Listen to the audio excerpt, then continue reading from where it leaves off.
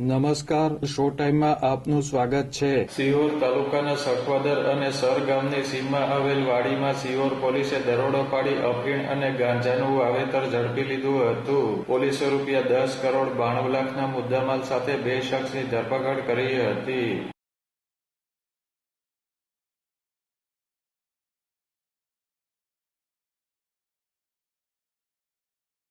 સિહોર તાલુકાના સખવાદર અને સર ગામની સીમમાં આવેલ બોગાભાઈ રૂપાભાઈ ચૌહાણ અને તેના ભાઈ સંજયભાઈ ચૌહાણની વાડીમાં બાતમીના આધારે દરોડો પાડ્યો હતો।